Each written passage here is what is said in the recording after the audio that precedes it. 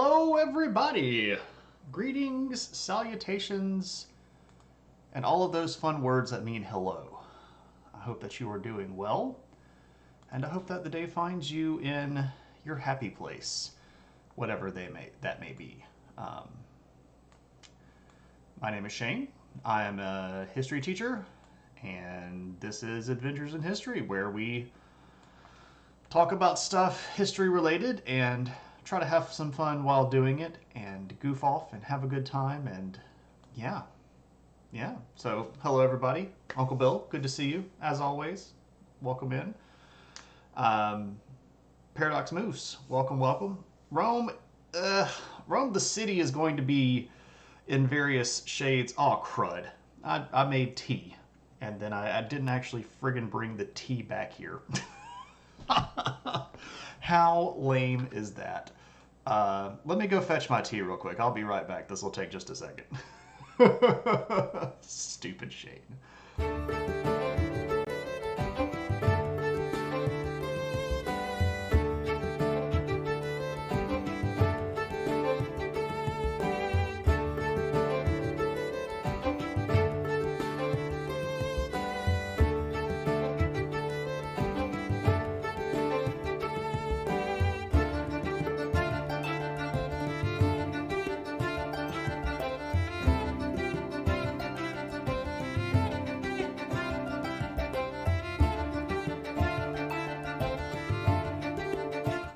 Tea acquired. It was more like running around with his head cut off Shane to try to get everything done in the last few seconds, Shane.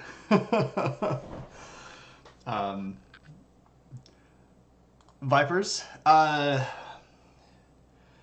know that means like hello, but my pronunciation of Gaelic is so bad, and I'm not even going to try, because it would only shame me. I actually tried for a while to learn Gaelic until I figured out that the source that I was using to try to learn it wasn't Irish Gaelic. It was like the specific version of Gaelic that's spoken over in Scotland, and that's not technically my Gaelic, so I was just like, oh crud. And then I subsequently forgot all of it. So that would be interesting to actually get on. I need to find somebody that can teach me Gaelic. I'd be really excited about that. Foggage, good to see you, my friend. Hope you're having a good one.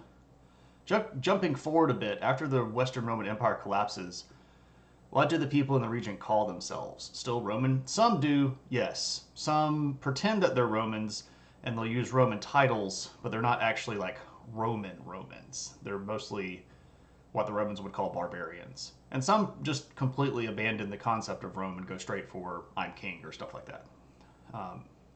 So yeah, we're talking Western Rome. If you were with us on Tuesday, you'll know that we talked about Eastern Rome during this period of time, which is we're covering the 5th century right now, which is the year 400 to the year 500. And we talked about a whole bunch of people and a whole bunch of things that were going kind of sideways. And now we're going to cover the real bad stuff, because if you thought it was bad in the eastern half of the empire, oh boy, just wait, because it's real bad over in the west.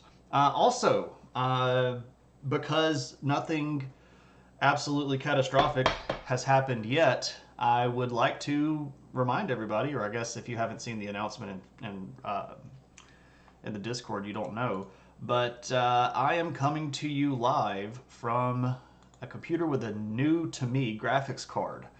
It is not a fancy schmancy new one. That's, like a 30-something series. But I managed to locate a 970 with 6 gigabytes of VRAM for a fairly good deal, probably one of the better deals that exists in the world today. And I got it installed, so we're actually coming to you with proper video encoding. We're coming to you with proper scaling and resolution. So look at this. I can zoom in on Google Earth, and Google Earth doesn't glitch out and cause my computer to crash. Look how friggin' cool that is, everybody. Look how cool that is. Woo! Tyrrhenian Sea. Anyway, I know, it's crazy. It's crazy. And I can like switch back and forth between images and streaming and images and streaming and images and streaming, and the computer doesn't crash. It doesn't crash. How crazy is this? It's like 1997 all over again. It's a little bit past 1997. Smooth like silk. It's crazy, right? So I would like to take a moment to thank everybody. Your subscriptions and donations to the channel make the channel possible. And I was able to purchase this with stream funds because I'm having a check come in the next couple of days. And I really do appreciate you all subscribing. You don't have to. Please do not feel a single fractional second of regret or doubt or anything like that. I don't do it for the money. All of the money that I make on streaming goes right back into the stream. So I'm not doing this for a living either. I do this because I love teaching and I love hanging out with you all. And you're cool people. And I'm glad that I get the opportunity. And I would do it if I didn't make a dime. So there we go. But that being said, yeah, let's talk some Rome. And specifically here, we're going to be focusing on the West again. And if we want to take a look at the old map, this is the map as the empire was in 396, 397 upon the death of the emperor Theodosius I. If you have been around before in our chat, or if you've seen any of the last few episodes about Rome, you'll remember that Theodosius was the last emperor to rule a unified Rome. And when he got very old and close to death, he made a rather fateful decision to split the empire once again, as it had been under Diocletian, into a western and an eastern portion. The western portion would be ruled from the capital city at Rome. The eastern portion would be ruled from the city of Constantinople, right?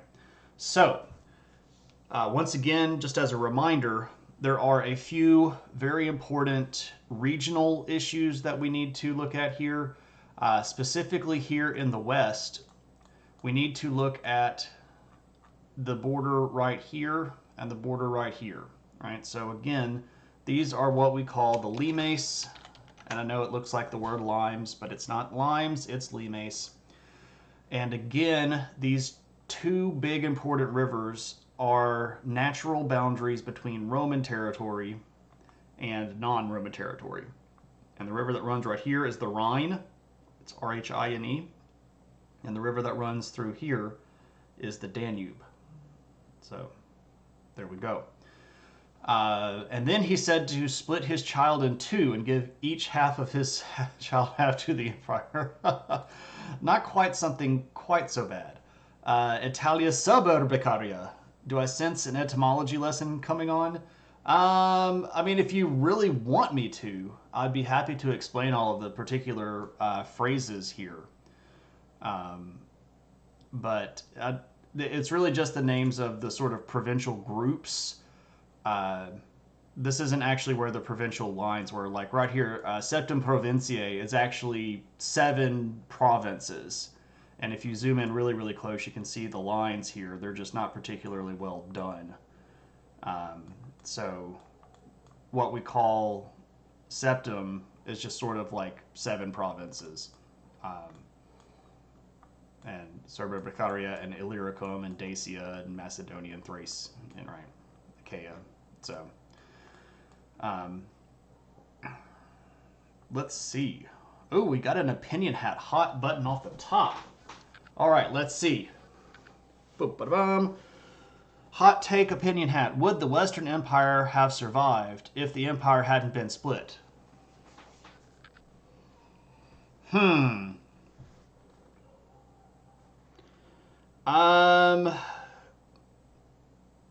Probably not.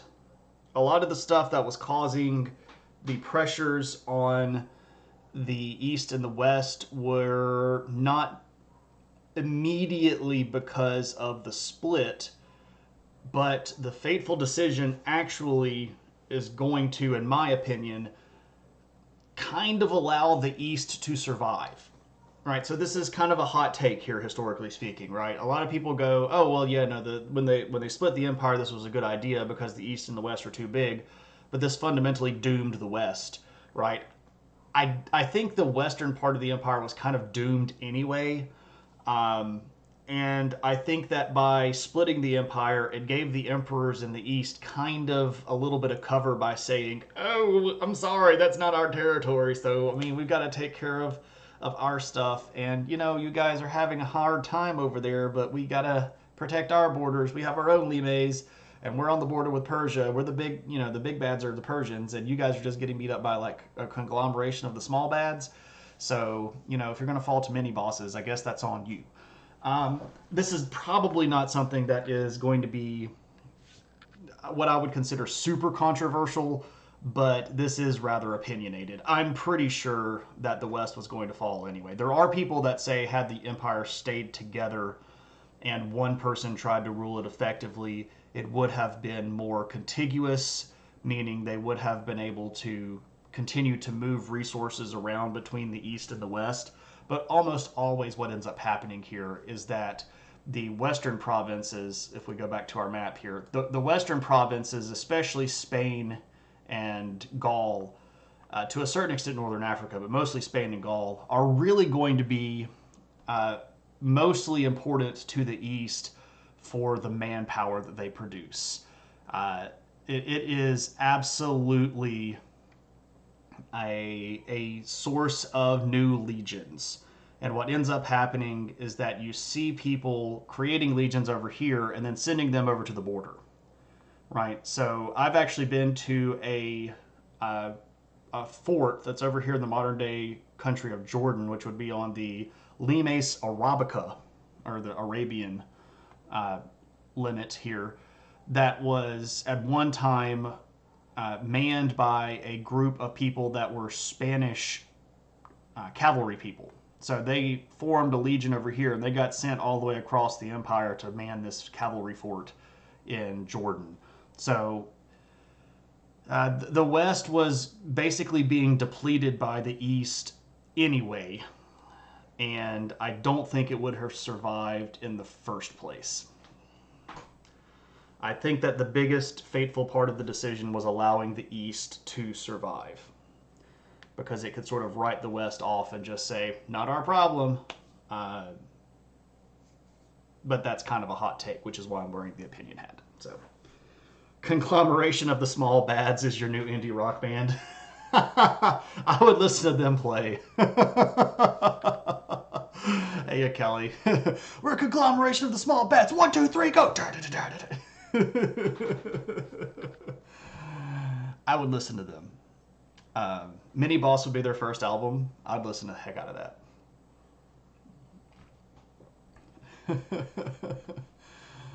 Oh, man. Okay, too much fun with that one. Anyway, so what's going on? Well, the Western Roman Empire is first ruled by this guy under a guy named Honorius. So again, this is the son of Theodosius the First. This is actually the younger son. So even Theodosius recognized that the East was probably going to be more important than the West. So he put his older son in the East and his younger son in the West. And when Honorius takes over, he is very young. So probably like 7 or 8 years old. And that means that he's not really actually running the show here. And in fact, he is not. The guy that's running the show is the Magister Militum, a dude named Stilicho. But here's Honorius' name, and Stilicho. So if you'll remember from last time, or if you're new to the show, let me explain what a Magister Militum is. So one of the things that ended up having to be an unfortunate necessity for Rome is this reliance on some barbarian troops to fight other barbarian troops. And particularly, certain barbarian groups have been given the title of Fedus, or Federati, which is a word basically meaning friend or confederate, right? And these particular barbarians were supposed to be allied with Rome in an exchange for living within Roman territory. So, what this is going to do is, unfortunately for the Romans, tie them militarily to the future of these barbarian leaders. And because the barbarian leaders understand that, they begin to extort Roman titles from the Roman emperors. And Stilicho, who was a barbarian, he was a Germanic barbarian, he was not a Roman, had managed to use his leverage as the head of this big barbarian tribe, the Goths, to kind of like weasel his way into the position of Magister Militum. Like, was there a chance of getting hit with a gallstone? I love it. Nickname Bowlcut. Oliver Tree would be jealous, right? What's up, Batbird? Good to see you. Magister Illyrio, is he going to make sure that Daenerys sits atop the Iron Throne? All right, let me put this up here.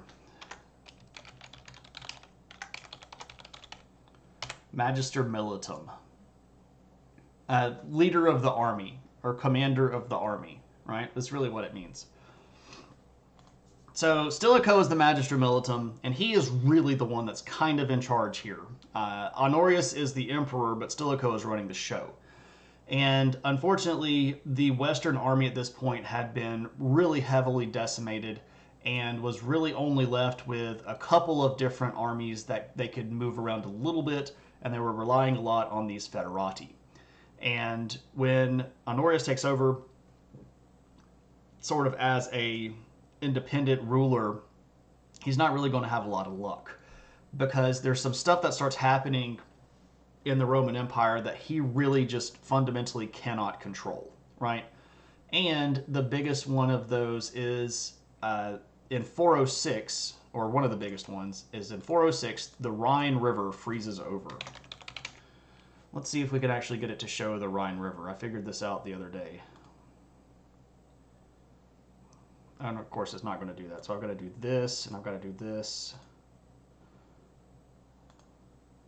I've got to do bodies of water outline, and then I've got to zoom in. All right, so here we see the Rhine River, and it runs all the way up here, up into the Netherlands, and then out to the good old North Sea. But this river is a natural boundary of Rome, right? And it forms a very important natural lime right there. And it freezes. So in 406, the winter is particularly bad, and the river freezes over. Now, that wouldn't be such a big deal, except for the fact that the Roman armies had been positioned along the Rhine River here for about 150 years. And the reason that they were positioned there is to protect the bridges that were across the Rhine River. The Rhine was, it still is a fairly deep river. It is also a fairly swift current river, and it's not one that is easily crossed if you don't have large amounts of boats, which the barbarians did not have. So they needed to use the bridges if they were going to come across in force, but the Romans had the bridges held. Here's the thing about an entire river freezing over. It creates a bridge that's 150 or 200 miles long. And in 406, when the Rhine River freezes over, it's a land bridge for tens of thousands of barbarians.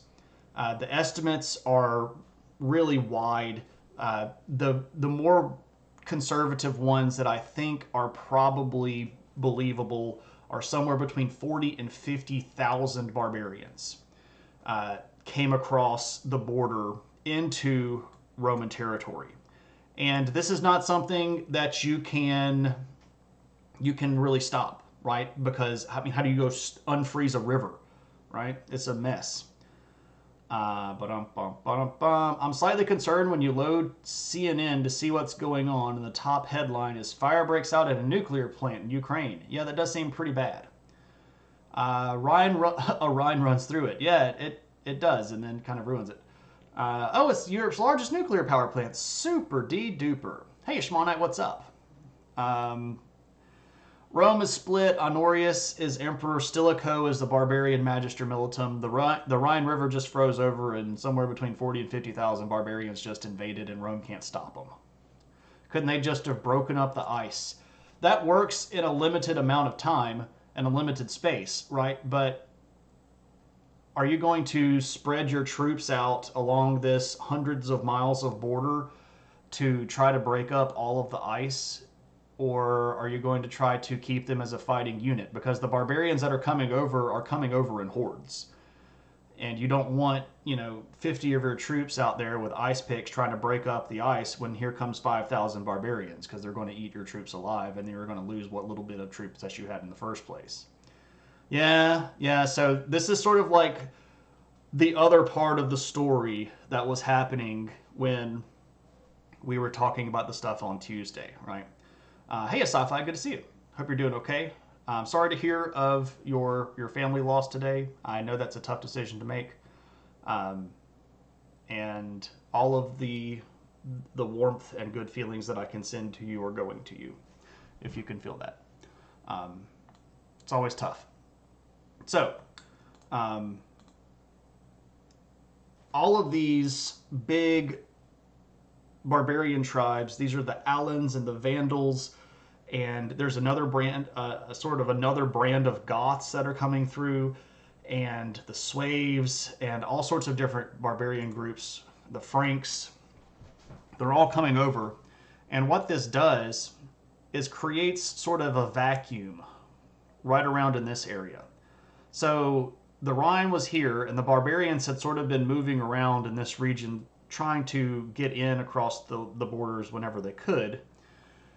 But when all of these barbarians leave, this is going to create an opening. So if you were with us last stream on Tuesday, or if you weren't, you'll remember that the Huns had moved into this region right here, which is sort of roughly known as Pannonia. And they're going to sort of see this big open space and go, hey, we're not having a lot of good luck trying to get into the Eastern Empire. What if we moved up to this border? Because now there's a whole bunch of barbarians that are gone out of this area. It's kind of empty. We can just kind of move in. We're going to be on the weaker of the two borders. This might be advantageous. And so the Huns are going to stop being as interested down here, and they're going to start being a little bit more interested up here. Hey, Lumpy. Some people, including yourself, have started floating the idea to host an amine scientist. It's a Ukraine chemistry company whose shutdown has been felt in our industry. Oh, you mean host as in let them come and stay with you? That's an interesting concept. The question is, can they safely get out of the country at this point? I don't know what... I know that Russia is not using very much of its air force, but I don't know if they're patrolling Ukrainian airspace. Could they get out safely? Maybe, I guess, by rail to another country in Europe and then fly out? Maybe that would be an area. But, Lumpy, that's yeah, get to Poland and then fly, yeah. That is a noble cause. And if you, even for considering that, hats off. It's also good to see. So, things are going pretty badly. Honorius has a really big messed up issue. And what's going to end up happening is, unfortunately for him, this big invasion is going to cause a lot of tension, right? So here's the tension. All of these barbarians show up, and there's not going to be enough Roman armies or federated barbarian armies to try to stop all of them. So what Honorius has to do is basically try to triage where the worst threats are. And this means that he's going to have to make really tough decisions that are going to abandon parts of the Roman Empire. And that's going to start causing a lot of internal turmoil.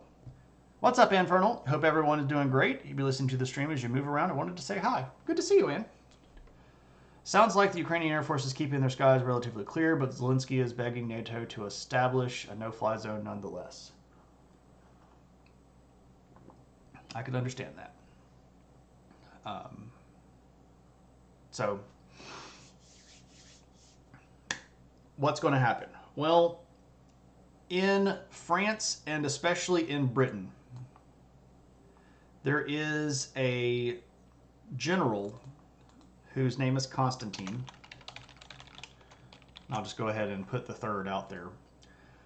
Constantine is going to declare himself emperor because one of the regions that Honorius basically chose to kind of let go was Britain and northern France. It's too far away. There wasn't really any easy way to get there across all of the barbarians. Honorius was like, we just need to kind of hold on to northern Italy and southern France down here, and especially block off this area so that they can't get down into Spain. So northern France and Britain, you guys are kind of on your own. And when this happened, a guy named Constantine III said, oh, well, if you're going to just give us up, I'll be my own emperor. So here is Constantine III.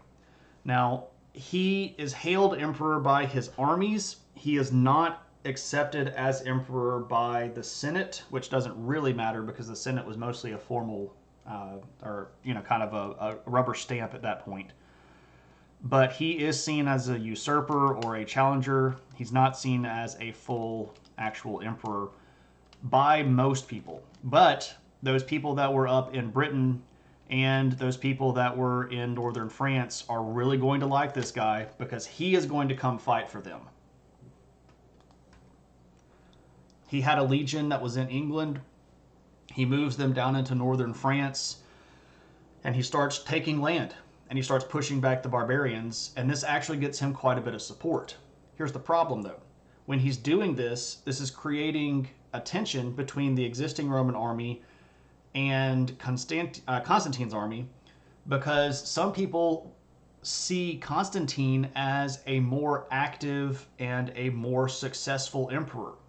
They see him leading by himself, and they look at Honorius and go, you're getting pushed around by this barbarian dude that's not even a Roman, so we want to go fight for him. So there's some troops that kind of break away from Honorius and go up to fight for Constantine III, and this is going to really put the screws to Honorius, because when Constantine manages to create a sort of safe zone in the northern part of France, he decides, I'll just march to Italy. And if I can get to Italy, I'll take the throne because nobody's going to fight for Honorius. He's only got a bunch of barbarians and I can buy them off. And Honorius gets real scared and he feels incredibly cornered and he doesn't have a lot of options and he has no options that he particularly likes. So he decides to offer co-emperor to Constantine III. Now, this is a bit of a mess, right? It reminds you of Gronk. Hey, Colin, good to see you. Yeah, Jay Leno, the Emperor. He does have a rather large chin. Maybe he's got like a goiter or something kicking over here and we just don't know it. But anyway, so now Honorius is co-emperor with Constantine III. And that's kind of a big step down, going from emperor to co-emperor. That's no bueno, right? Hey, Nick's good to see you. So, what is up with that? Well, here's the thing. Honorius has kind of a hitman guy. Yeah, I do too. That's so friggin' cute. The little axolotl waving. Oh my gosh, it's so cute. So there's a guy that is fighting with Honorius that figures out that he could probably end up killing Constantine. And this guy's name is Constantius. And I know that it's weird that they're all named Consta something brother, but that's a very popular name at the time because of Constantine the Great, of course. So Constantius meets Constantine III and sort of provokes him into a battle and then ends up killing him. So Constantine III, co-emperor, is dead.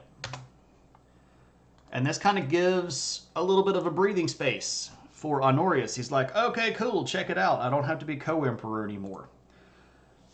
And here's an interesting decision that Honorius makes. If you'll remember, the legion that was up here in Britain had been brought by Constantine to northern France. And Honorius goes, I need those troops. So when Constantine III gets assassinated, I don't know if anybody's keeping up with the commands, Honorius basically co-opts his army and says, you all are going to come fight for me now, and you're going to stay down here in Europe. And this is kind of the point where Rome gives up Britain. Britain was just too far away. It was too hard to hold on to. So by about 410, Rome is going to abandon its provinces in Britain. And they don't come back. And the island of Great Britain here basically fractures into, and I'm not joking here, about 20 different really small barbarian tribes. And it's really kind of nasty. So Britain, you were great. Claudius brought you into the empire back in the 40s. You had a good run of about 400 something years. And then it's time to see you down the road, my friend. It's still like that today. Now it's the home of 20 different accents. Personally killed him? No. It wasn't like a stabby thing. It was like in a battle. So changes her name to Constama something or other. Yeah. Right. So what's up with this? Well, things are going pretty great. Things are looking kind of up, except Stilicho goes bye-bye, which everybody does eventually, right? And we get this new guy that shows up named Alaric. And Alaric is the new head of the Goths. And Alaric is kind of upset that Honorius has not paid his dues. Right, so one of the deals, or one of the parts of the deal that had been made between the Goths and the Romans was that the Goths would fight for the Romans, but the Romans had to treat them like actual soldiers, which meant they had to be paid. Is that how you pronounce that? Alaric? Hmm? How would you pronounce it? Am I saying it wrong? I don't think I am, but I might be. I am capable of error. I am human. Alaric. Should it be Alaric? Pretty sure it should be Alaric. Especially for pronouncing it with Latin. Ulrich? I could see that. Alaric? It depends on how we're pronouncing this. Are we using the Gothic language? I don't actually know the Gothic accents. I'm here pronouncing it Latin.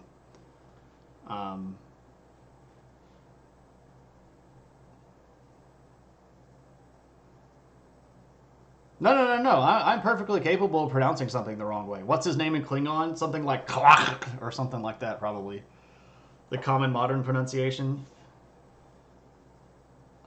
Let's just call him Steve. The head of the Goths is having a problem with payments. Honorius has not made his payments to the Goths. So what are the Goths to do? Well, they recognize that Honorius is not particularly in a strong position. So they start invading. Well, first off, they ask for their money. They send word to Honorius and go, hey, can we have our money? And they do this in like 407. And Honorius goes, we don't have it. So the Goths start moving out of Illyricum and into Italy. So Illyricum is right here. This is where the Goths had been settled. And they are starting to move over here in Italy. And Honorius goes, no, don't come over here. Here's your money. So they go back. And then the next year, 407, they come back again. And they go, hey, where's our money? And Honorius is like, we don't have it. So they're like, well, we'll come invade again. And they're like, no, don't do that. Here's your money. They come back in 408. And in 408, Honorius says, we just don't have your money. And they get down to Rome. And they get down to right outside the borders of Rome. And then Honorius is like, okay, fine, here, take this money, please, just go away. And then they come back in 409. And they actually lay siege to Rome. And to pay them off in 409, Rome basically has to kind of leverage the house. And it's pretty tough. It's pretty bad. So it's messy. But they do manage to pay them off. Where's my $3? The only time you've ever heard of someone named that was in the Vampire Diaries. How do they pronounce it on the Vampire Diaries?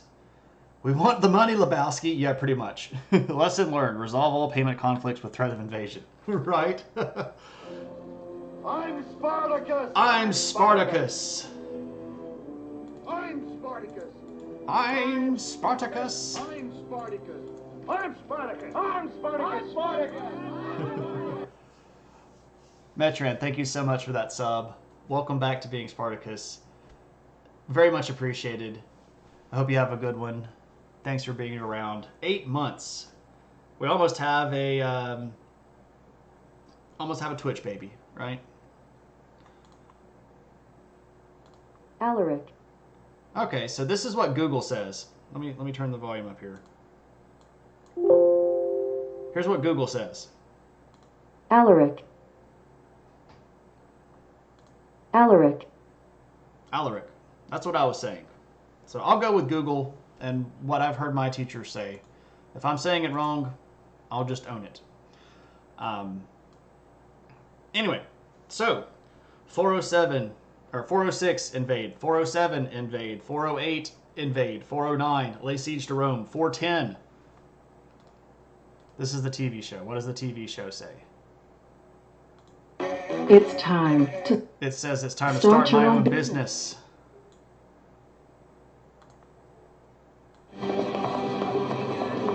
We're watching Vampire Diaries.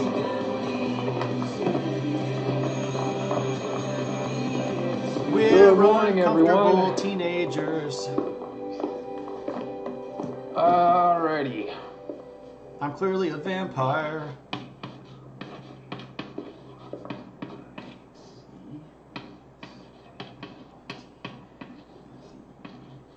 Do I have to watch the whole minute and 8 seconds? And Alaric Saltzman. It's a mouthful, I know. Alaric is how he's saying it. Vampire History Stream win. I did one on Vlad. Yeah, Vlad was like the 3rd or 4th ever viewer request stream. So I don't know what that dude, where they got that pronunciation from. We'll call him Al. How about that? Nobody can argue with Al.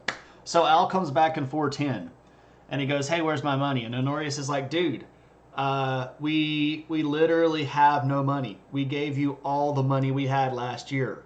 And Al was like, how about we just take it? And Honorius is like, dude, what are you going to do? Like, we've got big walls, and it's the city of Rome. And Al goes, you have no army. We're your army. We're coming in. And this is a pretty scary moment, because for the first time in almost 1,000 years. For almost 1,000 years, Rome gets entered by a foreign invading army. And this is a big, big, big shock. Because when the Goths get into Rome in 410, it's messy. It's messy. Yeah, it's been since the Republican era. The Gauls were the last people to invade the Roman capital by force. And it's been almost 1,000 years since that happened. And here come the Goths. And it's messy. This sends a huge shockwave through the entire Roman Empire, or the remains of it, and everybody gets freaked the heck out. They had some gall. They indeed. I got you. I heard it. I just didn't want to recognize it. So, in this mess, Honorius looks really shady. He looks really, really weak, and he looks like he can't keep Rome safe. So what this is going to end up doing is causing yet another co-emperor situation. And this is Constantius III. So this is the guy that had gone out and killed Constantine III. He, being a big Roman military leader, is now going to forcibly marry Honorius's sister. His sister's name was Galla Placidia. And he's going to marry her by force and say, we're now brothers, I'm also emperor. Like sands through the hourglass, so is the history of Rome. This is Constantius III. There's a theme that starts around this time where the eyes on the coins get really, really big. And I don't know exactly why they do it that way, but the eyes on the rest of these coins for just about the rest of the empire are just really friggin' big for some reason. I'm sure that has something to do with influence from the outside. They started watching anime. Maybe so. It's that influence from the East, right? I dig it. I'll allow it. So, Constantius III is going to take over as co-emperor. And everybody is all happy now. And everybody is doing super great. Except for the emperor and the empire itself. It's pretty nasty and it's kind of messy here because Constantius III only lives for about another 3 years before he dies. And this leaves Honorius back in power by himself. And in 418, the barbarians that had managed to come over have effectively taken over most of France. But especially this northern part of France up here, where Rome had sort of, abandoned in the first place. They still held this part of France and sort of the boundary down here of France, but most of this part up here basically gets abandoned. This is more of the, we can't take care of you, you're on your own, do your best. If we can come back, we'll try to come back. We're not coming back. Yeah. I know it's not the same Goths, but you're imagining people of Gothic culture, all black makeup and colored hair invading Rome. It's fun to do, right? It's fun to do. So they have to give up France in about 418. And these are two new bands of barbarians, especially the Franks and especially the Visigoths. These are not the same Goths as from down here. These are the Ostrogoths that are down here. The Visigoths are going to be up here. Two different brands of Goth. All right. You see how it is? They abandoned Potato Europe. They did abandon Potato Europe. Sorry, Lumpy. They abandoned Potato Europe. So, when Honorius dies, he dies in 423, by the way. He doesn't have an heir.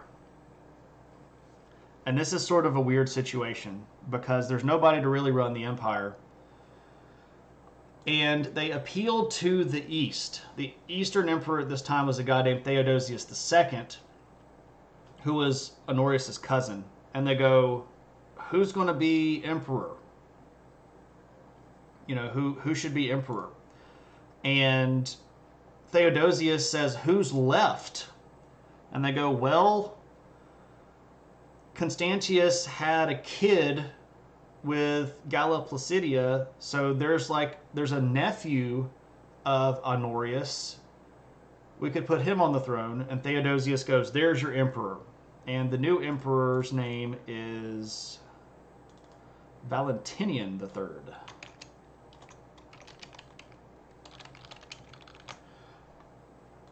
Now, I get to put on the adventure hat here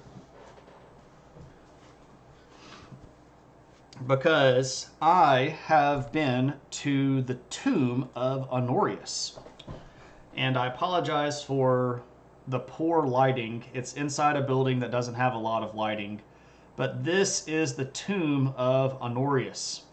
And there's a few Christian symbols that we can point out here. We've got a Chi Rho, which of course is a very famous Christian symbol. We've got some sheep here on the tomb. Of course, this is recognizing the Lamb of God. We can see this one here has an umbra around its head, right? So this is Jesus, basically. We've got some good palm leaves representing Palm Sunday. So this is the tomb of Honorius. Yes, we can share the adventure hat icon. So this particular tomb, by the way, is in a city called Ravenna, and it's in Italy, and we'll talk about Ravenna extensively in just a little bit. I just introduced him. We've been talking about Honorius for like almost 10 minutes. I wonder if kids would respond well to history if it was in an anime format. I thought that was the Fate series, and they screwed up all of the history. Nani the heck, Brute, right? So, we have a new emperor. It's this guy. This is Valentinian III, who looks kind of freaked out, but you would be too if you were in his position. Valentinian III. So what's up with this guy? Well, he takes over, and he's mostly going to be under the command of military and his mom. His mom, Galla Placidia, is still around and is still pretty influential. And under his early reign, so he rules from 425 to 455, so he's got a fairly long reign here, 30 years. He starts being emperor fairly young, though, right? Pollen seems to have hit him hard. Yeah, did he always walk around unarmed? Yep. Unarmed and unbelted, I guess, but you know, that's how it goes. So what's going to happen? The military under his early reign is going to manage a few things that are actually quite good.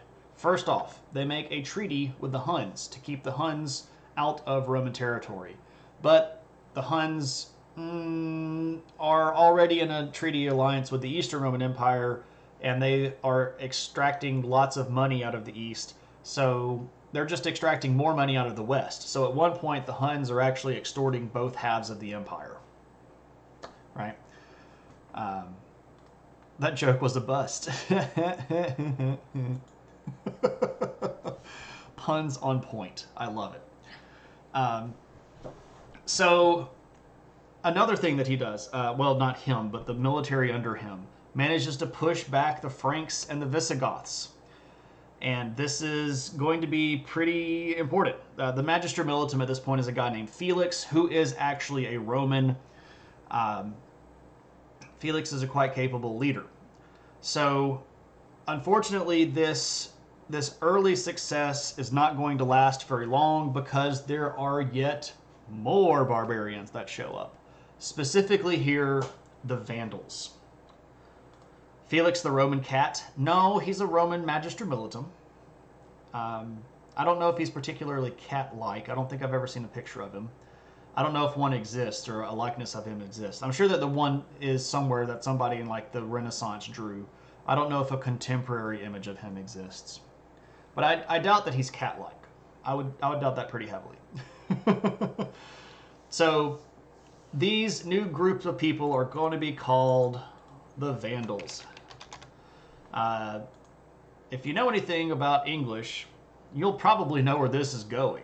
The Vandals are going to be particularly deadly and particularly effective, and they're going to break through the Roman resistance here in southern France, and they're going to get into this territory right here, which is Hispania, right? Sounds like sandals. Do they go on vacation? Yes, they do, Moose. They go all over the empire, pillaging all over the place. And they do actually love beaches, and they do actually love big cities. Because the Vandals are boat not boat Vikings, boat barbarians. They are capable of building and navigating boats. And that makes them kind of scary because barbarians are only supposed to be on horseback or on foot, and sea barbarians is just like blur crazy, right? I'm sure with a name like that, they leave all of the places that they find completely unvandalized, right? Yeah, there we go. On a boat. Look at me, Roman Empire. I'm on a mother boat, right? Could you say the Vandals are savage? Perhaps so. Their leader is also really, really long-lived. He rules for almost... He rules until his late 80s. A guy named Geiseric. We'll talk about him in just a second. He's got the flippy floppies. That's my favorite part of the song. I wear flip-flops. I hate shoes. I despise socks. I prefer flip-flops. Or just actually just walking around. Like, well, I mean, I know he's not actually immortal like Vandal Savage is, but, you know. Living into your 80s and being a king that goes out to fight on the field when you're still that old, that's pretty hardcore, all right? So the Vandals are going to break in, and they're going to take over big portions of Hispania. This is going to be a bad thing, because this part of the empire had not really been invaded by an outside force for a long time. A long time. And this was where Rome was getting a lot of its soldiers from, and now they can't move them out of Hispania because they have to keep them there to fight the barbarians, and it's pretty bad. So when this is going on down here, well, guess what? Those Huns decide, you know, we're just going to invade anyway. I know that we said that we weren't, but we're totally going to. So the Huns start invading into the Balkans, which we talked about last time. They invade pretty far down into the Balkans and cause a lot of trouble down here. But they also start invading into Gaul. And this is bad for the Romans because now they've got three different big groups of barbarians inside of France and what is today the far western part of Germany. They've got another barbarian tribe here, and now the Huns are pushing in on these other two borders across the Danube and the Rhine. It's messy. You have the opposite. You hate flip-flops and sandals. Socks and shoes feel so good. And I respect you, but I cannot agree. Oral contract, mate, not with the paper it's printed on. Indeed. Also, we're not your version of Christian, so go to the hot place. This is when things go kind of crazy, because Felix is going to end up kind of getting excused and then dies. And then everybody wants to be Magister Militum. Everybody wants to be in charge of the military. Everybody wants to be the new head honcho. Everybody wants to be the guy that's in charge. And there are some Goths that want to be Magister Militum. One of the Goths had actually received that position from somebody in the East, so he was running around acting like he was in charge. But we need somebody for the West, right? The Vatican is still around. Yeah, the Vatican's still around. No. Well, Shiggy, I don't actually know exactly what we're talking about here, but the Vatican doesn't fall. You like sandals, but you wouldn't wear them in a city. You don't want to step on a crack pipe in sandals. Yeah, that's fair. Um, the city that I live in has a surprisingly small amount of crack pipes. Um, so I don't really have to worry about that too much. Is the Vatican in the Western? Yeah, it's well, the Vatican is inside of the city of Rome, but at that point, it's not actually a state. It's just a hill in the city of Rome. So the Vatican doesn't actually become a country until Mussolini comes in and they make a treaty with Mussolini basically to give him stuff. It's a fairly big mug, but your M&M mug is a bigger mug. Mine is a mug of appropriate size, but yours is like it's substantially larger. What a shit. um, I'll take it. I mean, I don't know. My head seems kind of small, but my face is big. I don't know if that makes any sense, but that's what I feel like. An M&M mug is meant to be bigger than a standard drinking mug. This is bigger than a standard drinking mug. This is about 2 times the size. Mug of appropriate size. I would not watch that TV show. Well, it's a sort of play on words from the ROUSs from Princess Bride, right? Mugshots. Right? So it's not rodents of unusual size, it's mug of appropriate size. MOAS. M&M mug is too big, you fill it up to 2/3 and you need both hands for it. Well, that's okay. I appreciate the size of your mug. I think we should probably just end right there. Right? Before we get any further into scandal territory.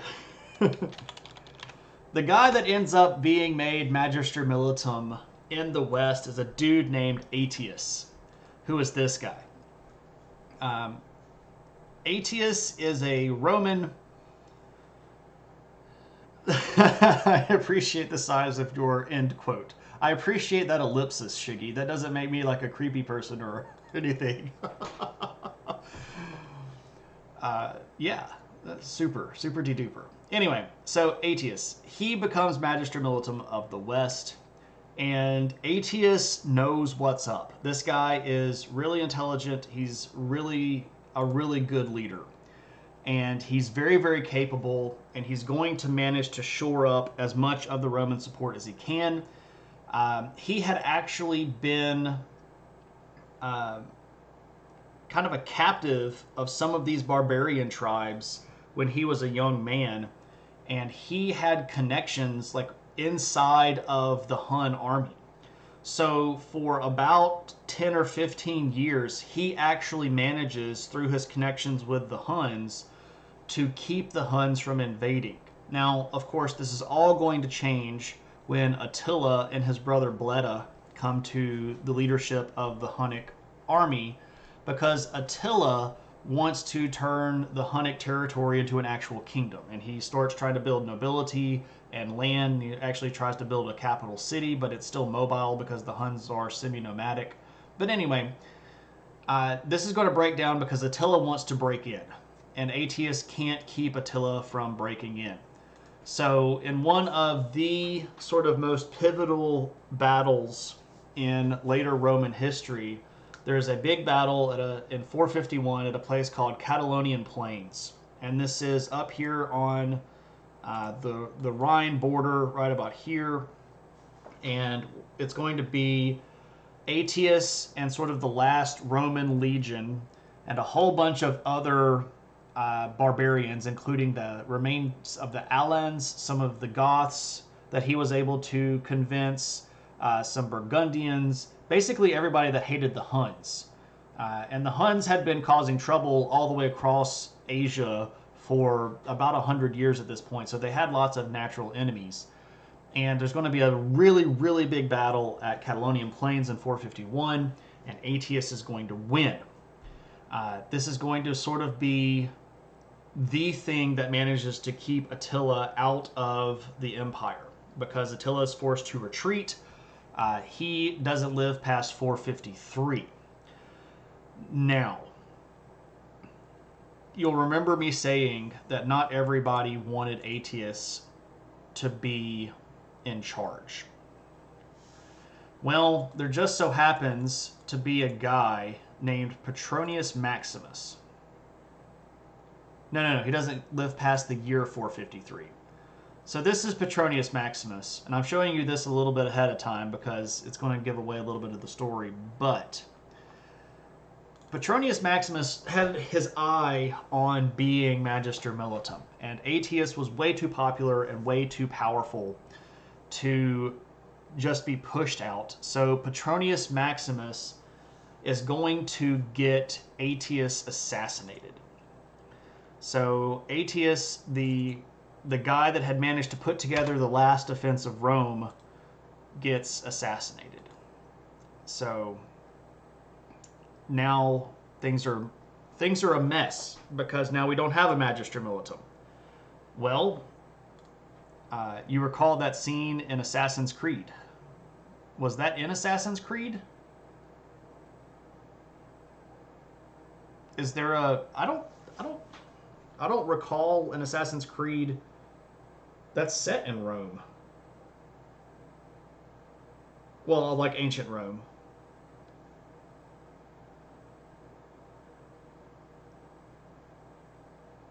I can't remember. I don't think there is one. I know that. Oh, see, I haven't played any of the mobile games. I would love an Assassin's Creed in ancient Rome. That would be pretty legit. I'd be very excited about that. So, now, you'll remember that I mentioned the Vandals. Well, the Vandals had not stayed put in Spain. In fact, when they got to Spain, they made a little kingdom there for just a few years, and then the Visigoths came over and pushed them out of Spain. And so the Vandals had moved down here into northern Africa. And they took northern Africa, they took these little islands right here, which are called the Balearics, and they took this island right here, which is called Sardinia, and then they took the food-growing part of Sicily. So the Vandals made themselves a kingdom that was right here in northern Africa and a lot of these islands in the Mediterranean. And with possession of northern Africa, they have possession of the food supply that feeds Rome. Now, I said this on Tuesday, but I'll repeat it. Back at this time period, this northern part of Africa was much more green. Basically, all of this land right here that is now part of the Sahara would have been food-producing land. It would have been green all the way up to these mountains. And this is where about 80% of the food that was feeding the city of Rome and the big cities in Italy and southern France came from. So when the Vandals take this territory, they immediately begin to extort money from Valentinian. They say, hey, you want your food? Pay us money. And Valentinian's like, dude, we don't have tons of money. And they're like, do you want food? Pay us money. And Valentinian's like, well, give us food and then we'll give you money. This does not go very well. This does not go very well at all. And in 455, the Vandals are going to get very ticked off that Valentinian III is not paying his dues, and they're going to set sail. They're going to land just outside of the city of Rome, and for 2 weeks, the Vandals, under the command of their king Gaiseric, are going to sack the city of Rome. And this is so bad. This is where they get vandalized from, because they vandalized Rome. It was horrifying. They killed untold numbers of people. They burned a whole bunch of stuff. They destroyed really, really ancient buildings. They destroyed priceless works of art that had stood for, half a thousand years. They wrecked everything that they could put their hands on, and it was really bad. For 2 weeks, Rome was put to sack by the Vandals.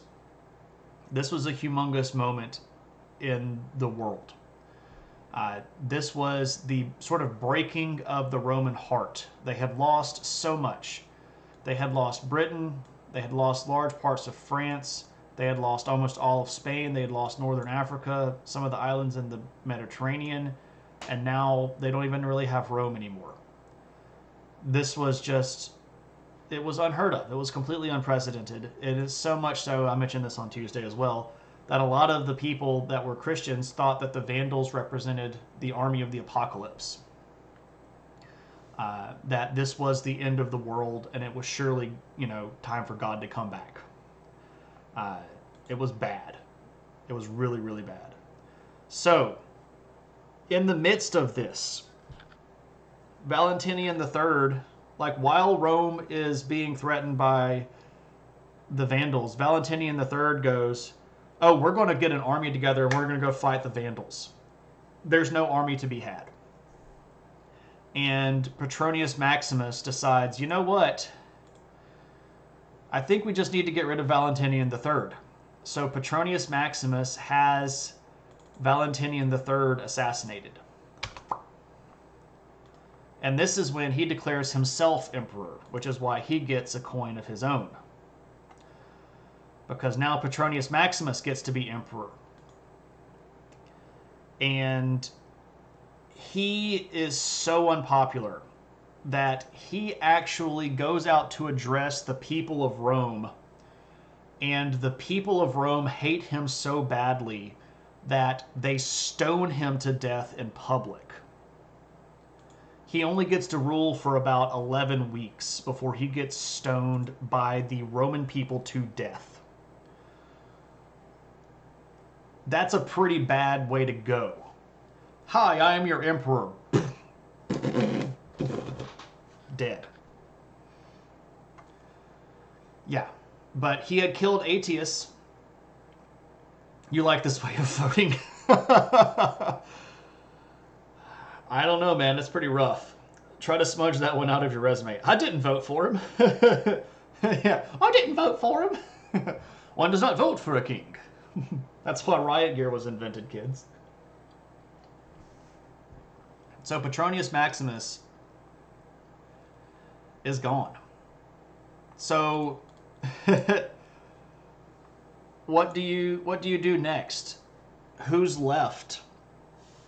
But before we do that, I need to show you some stuff, and I get to put the adventure hat back on. Adventure hat. Now, let me share some adventure hat emotes because they are cool. I mentioned Ravenna. Well, this particular image right here is what is known as the tomb of Galla Placidia, which is sort of ironic considering she's the least famous person buried there. But this is outside of a big church in the city of Ravenna. So this was built in the late 400s after Galla Placidia dies. So you'll notice here that it's a cruciform building. It's got 4 little wings. So you actually come in on this side over here, and then it's got 3 little nooks. You can't see the other one because there's a transept there. But when we get inside, it is covered with these absolutely beautiful mosaics. So this is not a painting. This is actually a mosaic. So all of these are individual little tiles. And this is in one of the arches. You can see here we have saints of various sorts. We have stag deer. This is actually over the tomb of Honorius, the tomb that I actually just showed you.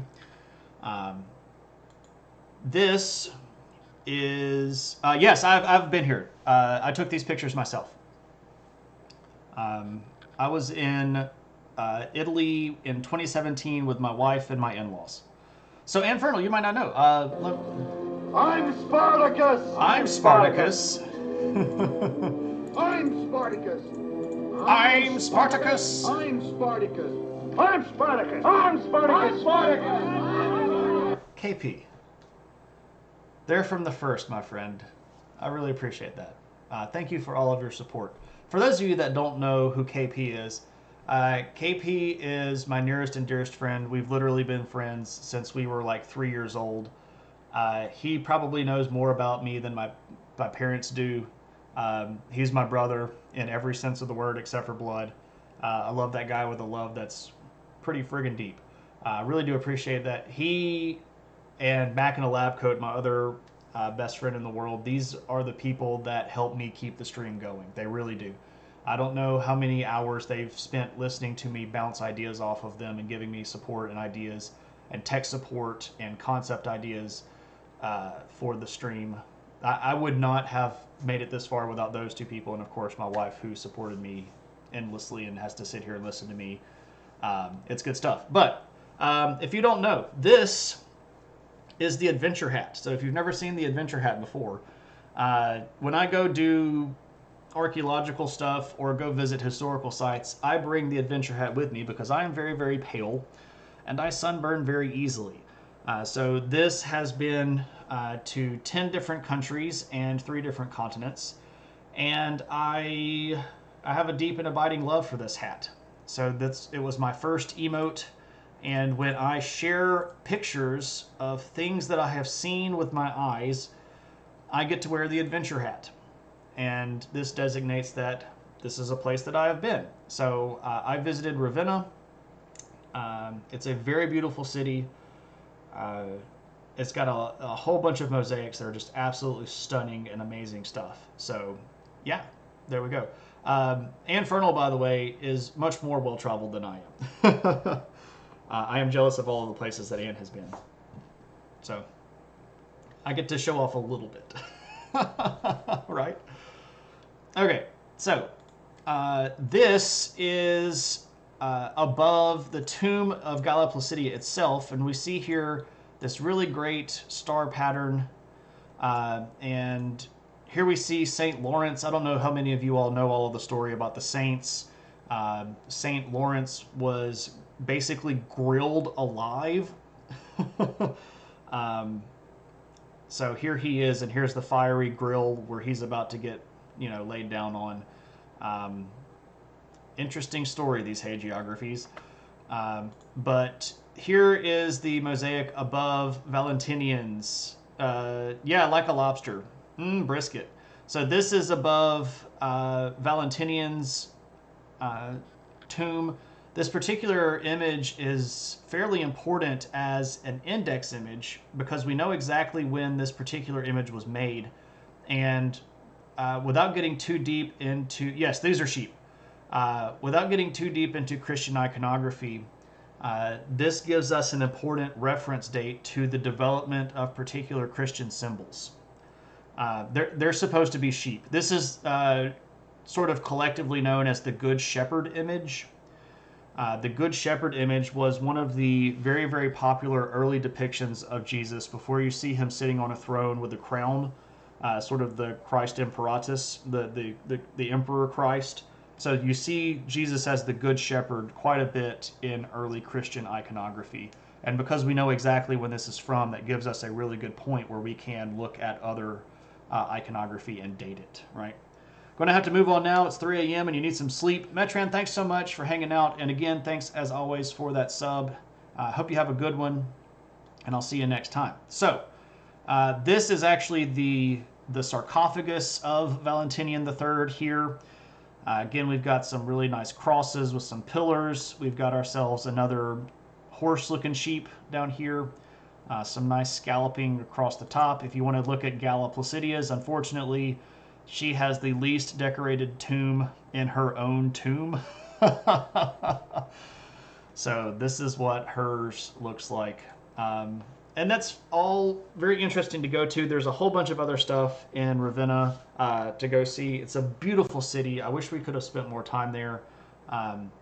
If I ever go back to Italy in that area, I would like to spend more time because there's a lot of stuff that we didn't even get to see.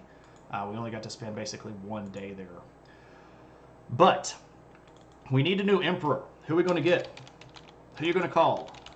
Well, you're going to call this military guy named Majorian.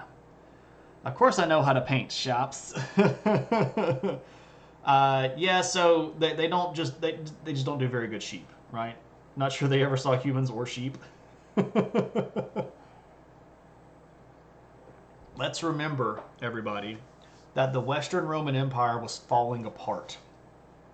Their ability to support highly skilled artisans was going away. because they had to pay all of their money to keep the barbarians out of the gates. And even then, it didn't always keep the barbarians out of the gates. So the people that were alive that could do art weren't going to be the best ones.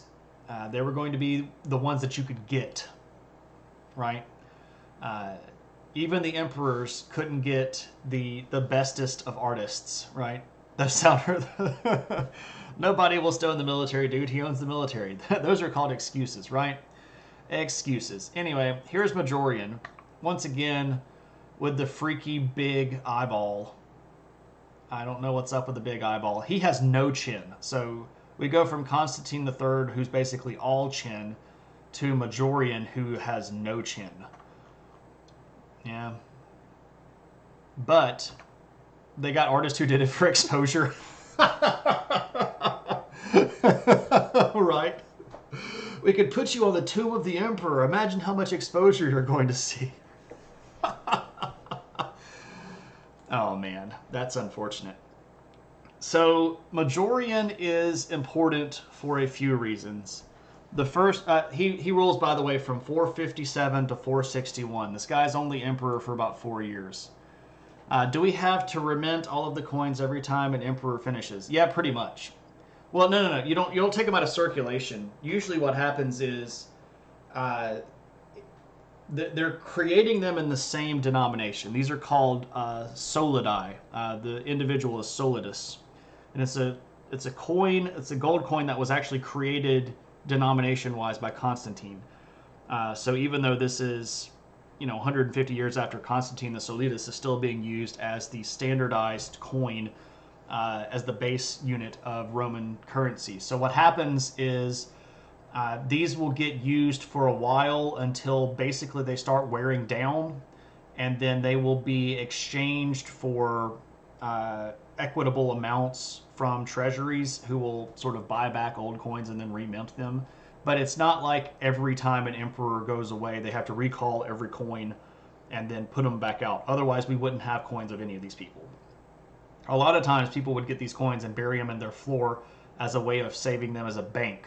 And the vast majority of coins that ends up getting in our hands as archaeologists come from, we dug this person's house up and we found a pot with a whole bunch of coins buried in it.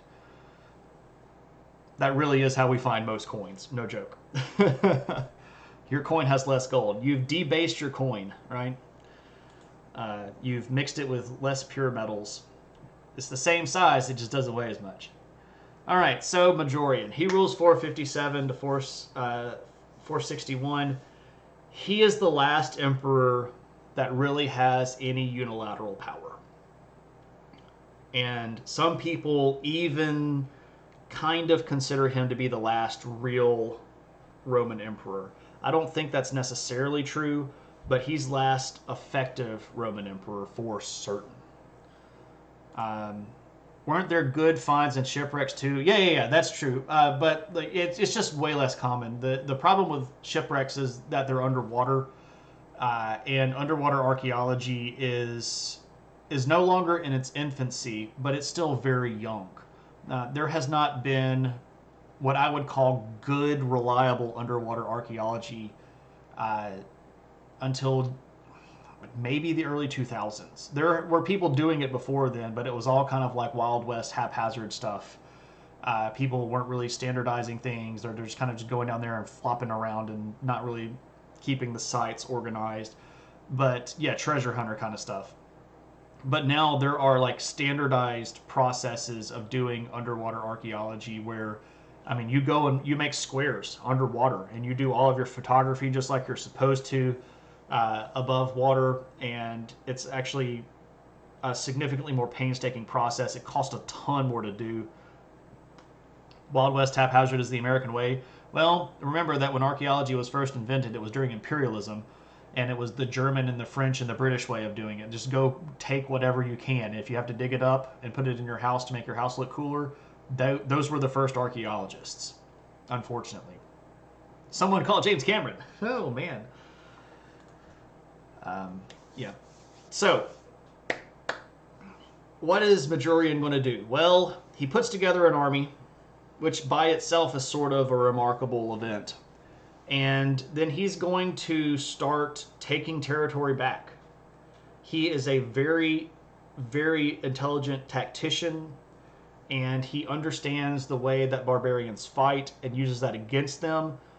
He understands their political instabilities, and he'll play them off of each other. He will do whatever he can to take back whatever he can. And he does. He takes back almost all of France. And he pushes the Franks back. He pushes the Burgundians back. He pushes the Visigoths down further into Hispania. But he takes back most of France. And he then continues to push against the Visigoths and partially retakes Spain. He completely defeats the Suebi. He's going to push the Visigoths down a whole bunch. And he's even going to push against the Vandals and start taking back some of the territory that they had lost to the Vandals, including some of these islands that are in the Mediterranean. Majorian is going to be the last capable leader. Let me catch up with chat. That sounds like propaganda. Everybody knows Indiana Jones was the first archaeologist. Is Indiana Jones not a hero? Well, I will say that everything that he enters ends up breaking or being destroyed. So maybe not. Maybe not. But I totally love those movies, by the way. I feel like you need to have a reliable way of staying underwater a long time in a non-military setting to do underwater excavation. Yes, you absolutely do. It's called the scientific method. What about Lara Croft? I think the fact that her name is literally Tomb Raider kind of gives it away that she's not necessarily the best. Also, I've never understood how I can enter a temple that is 5,000 years old and find bullets for my pistol. I'm just saying, like, anachronism is anachronistic, right? Tomb Raider is a positive word. I don't understand that. Video games are so unrealistic, right? It's not the fact that she should literally have lower back issues because of the expansion of her chest. The thing that I'm hung up on is the bullets and tombs, right? Let's just look over the anatomical problems. So, what's going to happen with old Majorian? What's up, Cave? Good to see you, man. Well, Majorian is going to end up at the mercy of some bad guys. The Suebes that he had beaten and taken most of the territory for are going to become part of the larger Roman force, including a guy named Ricimer. And I know that looks like Ricimer, but the Romans don't do the soft C thing. That makes a K sound, so Ricimer. Just got back from dinner, hanging out for a few before you start working. Cave, good to see you, my friend. Repeat to yourself, it's just a show. I could just relax, right? So who is Ricimer? Well, this is the guy. And you're like, wait a second, he's a barbarian. Why does he have a coin? Spoiler alert! Again, with a really freaky big eye. This is getting like beyond anime now. Like, dude's eyeball is bigger than his nose. He watched a lot of anime, right? So, while Majorian is doing a lot of this reconquering and moving around, there's some territory in Italy that's kind of left unguarded. And Ricimer is going to move in and basically declare himself Magister Militum. And Majorian can't really do too terribly much about it because Majorian is more interested in putting the empire back together. So, do you stop conquering new barbarians to reconquer old barbarians, or do you try to use him as a conquered foe against your other foes? And that's sort of what Majorian decides to do. If he's going to at least fight in my direction, you know, in the way that I point him, it's better to just sort of give him a little bit of slack than to try to turn around and force him to come back to heel. But the problem is that Rickamer decides that he doesn't like Majorian telling him what to do. And Rickamer goes, I'm in charge, I'm the Magister Militum, and Rickamer doesn't understand, like, Emperor is bigger than Magister Militum. And so, what are you to do? Well, you put together a big plot, you get a whole bunch of people that don't like Majorian in the first place, and you accuse him a whole bunch of stuff, you strip him of power, and then you have him murdered. So Rickamer, Swabik... Are you not entertained? Are you not entertained? Is that not why you are here? Are you here? What's up, Amanda Conda? Howdy, howdy, howdy. Amanda Conda comes in immediately as a Roman emperor gets murdered by his underling. Hello, everybody, from Amanda Conda's stream. Welcome. My name is Shane. I am a college instructor. I teach history and sociology.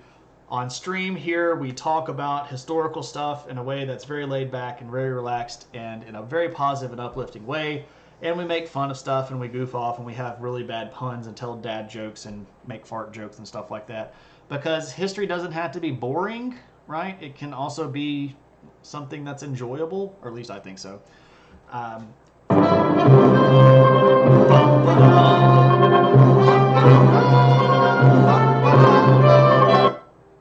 Bigger Blue, thank you so much for that follow, and welcome to the adventure. Hope you're having a good one. For those of you that are in my chat and don't already follow Amanda Conda Creates, you should totally go give her a follow because she's a great streamer and she frequently does sculpting, though lately she's been branching out and doing other types of art. I was actually lurking stream earlier today before. The sound alert is super hot, by the way. Oh, let me cut that down. Cutting it down. So yeah, okay. I apologize. I had the volume turned up. I saw your single line. I was watching while you were talking about how you should just go ahead and call yourself a just chatting streamer because even though you like to consider yourself an artist, you end up just chatting a lot and you're giving cats to your treats. I'm sorry, you're giving treats to your cats. Lord have mercy. Words. Words, McInnes. Words. You're giving treats to your cats. And they were begging for more on the table, and you showed your big scratch. Anyway, I was lurking earlier, and I didn't really have the effort to talk. This is the state of American education, folks. Yeah, like even the teachers can't speak. Even the people that are supposed to be the ones relating the information to other people. You like giving cats to your treats too? They don't. Yeah, treats are unfortunate. Yeah, they just get massacred. They have big sharp teeth and everything. So if you're just coming in and you don't have any idea what's going on Thursday nights we're literally going through world history in chronological order. And we have made it to the century from the year 400 to the year 500. And tonight we're talking about Western Roman Empire. And the Western Roman Empire is collapsing. And the last really decent emperor, this guy named Majorian, who looks like this, just got assassinated because the barbarian leader that was his sort of right-hand man, this guy named Rickamer, decided that he wanted to be in charge. And Majorian was too powerful and wouldn't do what Rickamer told him to do. So when the emperor gets all big, you just got to get him murdered. And then you, as the barbarian overlord, get to pick the emperors. Makes perfect sense, right? Because you're in charge of the army. Ain't nobody going to tell you no. You can just kill them. Why did you skip the part where the earth was made? Humans weren't around at that part. I mean, what am I going to do? Like, history of humans in 14 billion years ago. And, okay, now 13 billion years ago. And that stream is fun 12 billion years ago. And, like, nothing until, like, 260,000 years ago. That's going to be really boring. I could do all of that I could do 13 billion 740,000 years of history in 2 seconds. Humans don't exist. Boom, there we go. There we go. There we go. Done. Magic. Sips tea sarcastically. Facts, murder the guy and have the guns, you make all the decisions. If we had guns, totally. It would be like if you have all the spears. Right? It could be fun. If humans weren't around, then who made the earth? Checkmate, humanists. Checkmate. Right? This is all a reality TV show for dogs. What if that's the case, right? Like, what if all of human civilization has really just been created by some extra human demiurge that really just loves dogs and wants to have something for dogs to run around in? If that's the case, that demiurge is a giant jerk because humans mistreat dogs pretty badly and we don't take care of them the right way. So if you're watching this demiurge who made humanity to be a TV reality show for dogs, you suck. You should get your act together. History of doggos when? I don't know. I mean, we've talked about dog domestication, but I don't know if I mean, what would we do a history of dog stream for, though? Wasn't that the secret ending of Silent Hill 2? I don't know. Maybe. I don't know if I got the secret ending to Silent Hill 2. I barely made it through Silent Hill 2. That game is crazy. Scary as crap. Anyway, so Ricimer is sort of the only person left. And the next 3 emperors from the year 461 to 472... I'm sorry, from 472 to 475 are all his puppets. And we're not even going to say their names because they really don't mean anything. Because he's a barbarian, and he goes, this person is now emperor. And that person might be emperor for 6 months. And then he goes, I don't like you anymore, and he has them killed. Now you are emperor. And here's another thing. When Ricimer is doing all of this stuff, the Eastern Roman Empire is still around, right? The emperor at this time is a dude named Zeno. We talked about him on Tuesday, if you were with us. And Ricimer keeps saying, this guy is the emperor of the West. And Zeno's like, oh, heck no, he's not. And Ricimer's like, okay, well, I mean, who gives a crap? I'm in charge. What are you going to do? Come get me? And Zeno's like, no, I can't. I can't do anything. They have their own problems over in the East. But one person does sort of come up as a potential, what's the word here? Compromise candidate. A guy named Julius Nepos, who looks like this. Ba-ba-da-ba. Julius Nepos. Yep. And he's looking at you. He's not looking slightly off to the left. He's looking at you. He's watching. Woo, woo, woo. All right. So Julius Nepos was a Roman military commander in the region of Dalmatia. And Dalmatia is sort of this little region right around here. Sort of the coastline of the Adriatic. Is he really a Julian, or did he just take that name? So that's an interesting question, KP.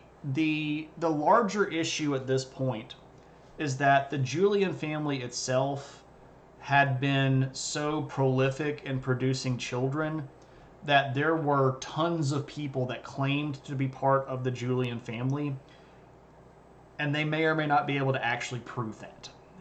And we aren't necessarily actually able to prove that historically because we don't have their entire genealogical records. So he's certainly going to make that claim that he is of the Julian family, but there's not really any way for us to conclusively say that he was, because we're talking, if we're just being, logistical here, we're talking 500 years after Julius Caesar died.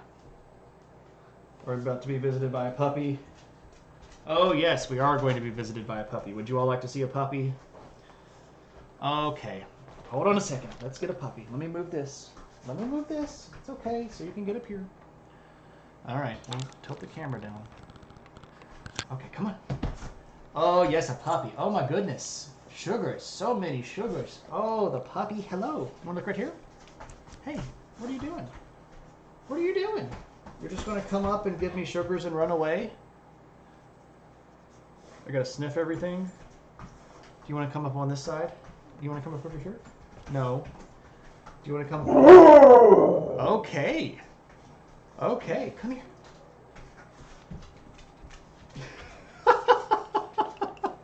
Okay. I guess that was just a, I don't know, what am I trying to say here? That was just a courtesy check. She's going to come in and give sugars to make sure that I'm okay, and then give me the woo and let me know that it's all right to keep streaming. Well, thank you, puppy.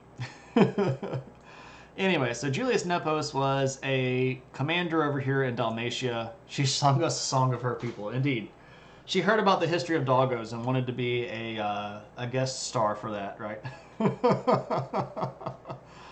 So, Ricimer puts Julius Nepos on the throne, and this is actually somebody that Zeno got behind. Zeno was like, yeah, okay, this guy's actually good because he's an actual Roman, and he's actually like somebody that I can work with. So yeah, if you want to make him Emperor of the West, that actually sounds good. And the thing is, well, then Ricimer ends up having a problem and kind of dies, right? Because that's what happens when you get old. So around this time, the Roman Empire is going to have a pretty big issue. And that is the city of Rome is very much exposed. Are you back again? Do you want to come see me again? Come on. Come on. Hey, come here. Come over this way. Do you want to come up on this side? Is this better for you? Okay, there we go. Oh, yes. Okay, here's some more sugars. Oh, my goodness gracious. Thank you, Kaylee puppy. Oh, my goodness. Hello. What are you doing? What are you doing? Oh, some ear scratches. Oh my gosh, yes, those are the best. Oh, goodness gracious. Oh, scratch my ears. Those are amazing. Oh my goodness. What are you doing? Okay. Okay. All right. What? Do you need to go outside? We got to go see Brittany. I know. I'm streaming. I can't just get up and take you outside. You have to go see Brittany. Go on. It's okay. Let me find the human that it would most inconvenience and ask them to go outside. I thought you figured out the fact that the world was built for them and was about to need to assassinate you. Oh, well, I don't need to be assassinated. At least I don't think I need to be assassinated. There's no real telling. I might need to be assassinated. I don't know. Anyway, Rome is too exposed. It's too far on the coast. It doesn't really have any natural defenses. So they move the capital. And specifically, they move the capital to over here. And if you notice, there's a big old swamp right here. And in this swamp is the city of Ravenna. And Ravenna becomes the new capital of the West. And they move it to that region surrounded by swamps on purpose. Because the thing with the Roman coast was that the city had become so big that it basically ran up to the coastline. And it had this gigantic port that didn't really have a lot of defenses. And it was like previously, nobody really thought that Rome was going to be attacked. But now that it has been sacked twice in the last 100 years, it's just too out there. And all of the barbarians know that Rome is kind of like the place to go. Like, if you can take the city of Rome, you're going to be in a big spot. But the Romans figure out, we can't hold the city anymore. Number one, it's too big. We don't have the people to defend the population. Number two, it's too exposed. So the city of Rome itself has some hills in it, but the region around it is actually fairly flat. It doesn't have a lot of natural boundaries. So it's exposed on 3 sides, and it only touches the water on 1, right? So Ravenna has swamps all around it and the coast on the other side. So it's much more defensible. So they moved the capital to Ravenna. And this is sort of like a sign of we're not even really Rome anymore. But Julius Nepos, who was supposed to be an effective leader, is going to end up getting kicked out by a guy named Orestes, who ends up taking over as Magister Militum, and we get a new emperor, a guy named Romulus Augustulus. Ooh, that's a long name. Maybe I should split that into 2 lines. And we'll kill Ravenna, even though that is the capital. There we go. I love all of the not Rome capitals of Rome. Yeah, like Milan or Mediolanum or even Arla in a little bit. Oh, I guess we'll talk about Arla next time. So, Romulus Augustulus. Romulus Augustulus was the son of a guy named Orestes. Orestes was one of the candidates for Magister Militum, a pretty powerful general in his own right, and he makes his son Romulus Augustulus emperor. But Orestes is not all powerful, and this, by the way, is Romulus Augustulus. Bum, ba, da, bum. You need to think your Civ strats. Yeah, you got to put them in the swamps or surround them with mountains, right? So this is Romulus Augustulus. Here's the thing. Rome at this point really has the Italian peninsula. When Julius Nepos gets deposed, he goes back to Dalmatia and claims this territory as part of his Roman emperor, or his Roman Empire. This part is all Goths. This part is Franks. The Burgundians are sitting right here. The Visigoths have basically all of this. The Vandals hold all of northern Africa and these islands. The west is basically done already. But Romulus Augustulus, this kid emperor, he's like 15, and his dad they're going to try to hold it together. But it doesn't work because of a guy named Odoacer.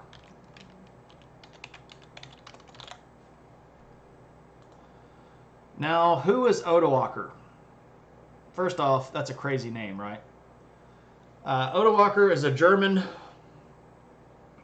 He had a lot of military experience. He had previously been allied with Ricimer and had gained a lot of experience fighting with Ricimer against some of the other barbarians. And Orestes, who is really running the show, his son, I should put him up here. His name is Orestes. That's the break screen. Sorry. Notes, you dum-dum. Notes. Orestes. So, Orestes is not going to be particularly fond of a lot of the barbarian tribes because he's a Roman. He's not supposed to be friendly with the barbarians, and what ends up happening is that he ticks off the Federati. Again, the Federati are these barbarian tribes that had been brought into treaty alliances with the Romans. And when he does this, Odoacer, who is a very powerful general that had a lot of experience fighting with these guys, puts them together as an army and decides it's time to go get Ravenna. And Orestes was basically convinced that nobody was ever going to be able to get into Ravenna until Odoacer did. And Odoacer is going to invade, and in 476, Odoacer deposes Romulus Augustulus, And you might go, oh, so he's going to declare himself emperor, but you might be wrong here. In fact, you are wrong, because he declares himself king of all Italy. And Zeno, who is emperor over in the east, actually tries to get Odoacer kind of recognized as emperor. And Odoacer goes, no, I don't want your regalia because I'm a king. I am a king. Now, this is a really sort of ironic move here.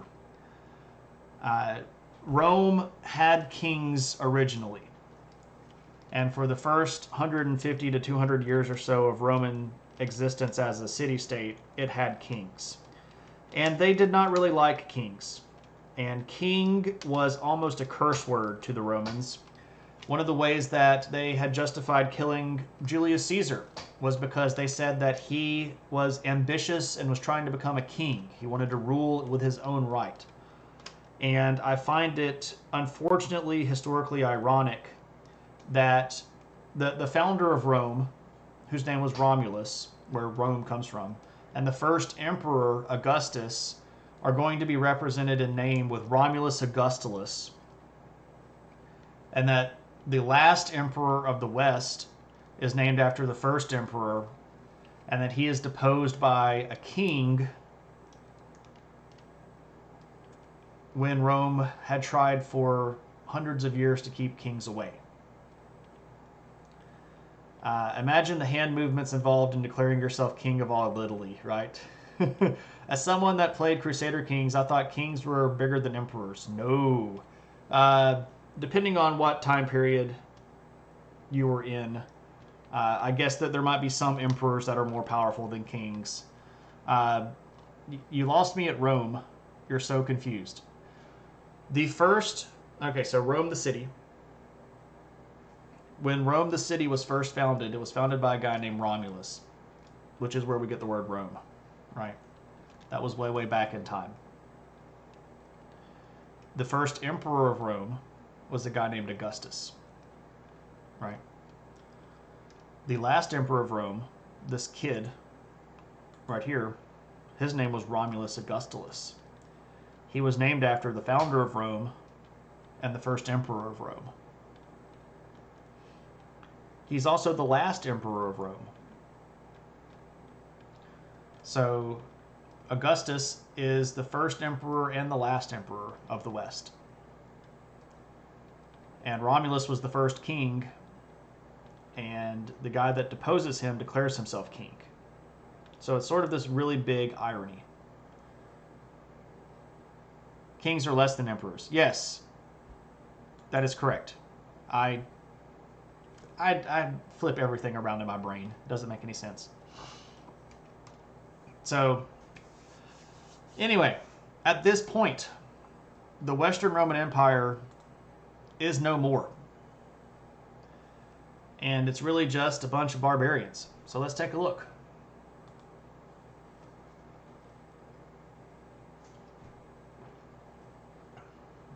So we've got our Vandals down here on the Balearics, Corsica, Sardinia, part of Sicily. We've got the big kingdom of the Visigoths. We've got some Sueves, which this is kind of inaccurate. This is mostly Alans, but anyway. Sueves, Alans, they're different, but anyway. We've got some Franks. We've got the big kingdom of Burgundy. We've got Odoacer sitting right here in his kingdom. We've got this little bit of territory over here in Dalmatia where Nepos is still claiming to be in charge. Kingdom of Odoacer is not nice as king of all Italy. Yeah, well, you got to get what you got, right? What color are we going to use Kingdom of Burgundy? How about brown? Yeah, that's a bit of an oversight. Now, you might ask what this is. The land of Syagrius. Who the devil is Syagrius? This is actually super fascinating in my opinion. Syagrius was a Roman general who had the remnants of, and I'm not joking here, literally the last Roman legion. And he and his legion were able to hold onto this territory for the next decade or so. So this is sort of the last little holdout of Rome. Really interesting story there of Syagrius, if you want to look up somebody super interesting. But this is what we're left with. And it's no longer the Western Roman Empire. It's a whole bunch of barbarian kingdoms. And you go, who were all of these people? You didn't really mention them. Never fear. Next Thursday, I'll explain to you who all of these barbarians were, where they came from, and a little bit of what happens as they establish themselves as a kingdom. I was not going to just throw a whole bunch of barbarians at you and then leave you away. Who are the Teutonic peoples? Related to the Teutonic Knights? Yes. So the Teutons were another sub-branch of Germanic barbarians. The Teutonic Knights were from the Holy Roman Empire in that specific region. The land of Syagrius has movie written all over it. It really does. It really does. That would be... And I was actually thinking about that earlier today. I was like, man, I should make a movie about Syagrius. Unfortunately, I ain't got no money to do that. But that is where, yeah, we're going to end on the cliffhanger, as I love to do, because it makes you want to come back for more, right? But that's all that I had planned for today. Now, of course, as always, that doesn't mean we have to run away. If anybody has questions, like what's in the news, like that, we can talk about what's in the news. Do you have something specific you want to talk about there, Shiggy? Or you just want to talk about what's in the news?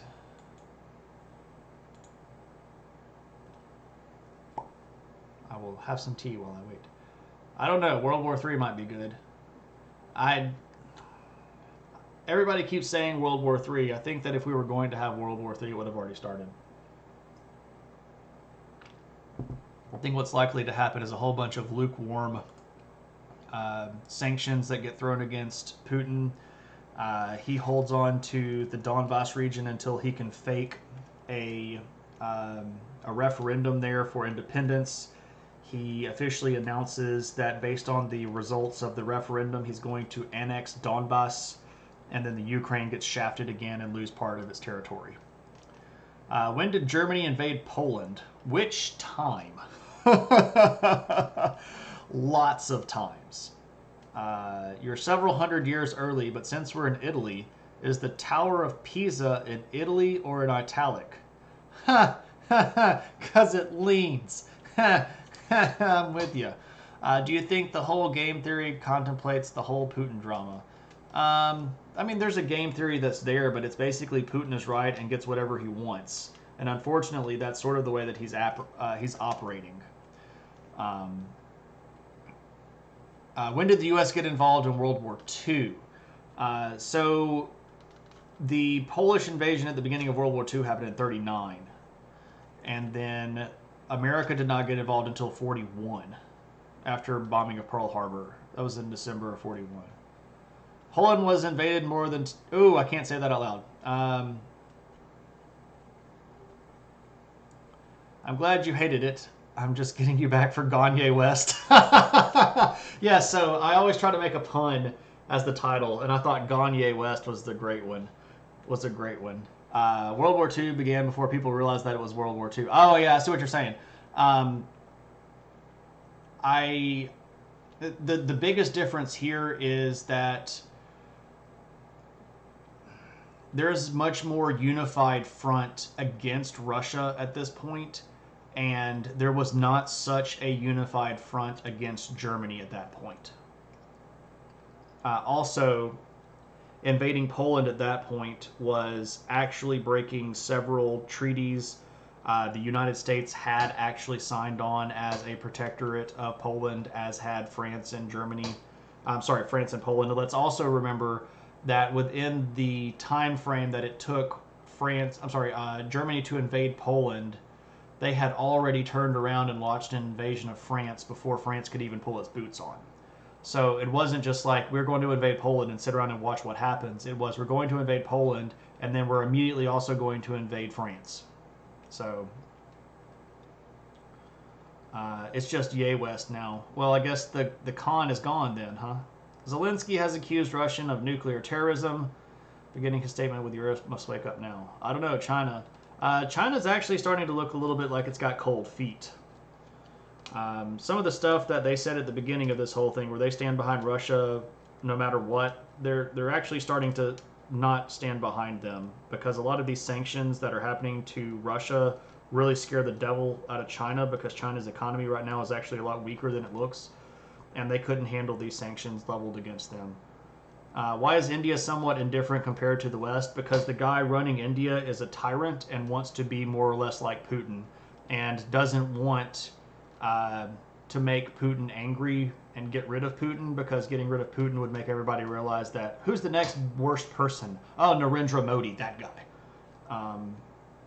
Scare China. This is an opportunity for Russia to get cheap Russian stuff. It's not. I mean, they're getting cheap Russian stuff, but the biggest difference here is that the Russian market, as an import market, is not as profitable for China as the United States and Europe.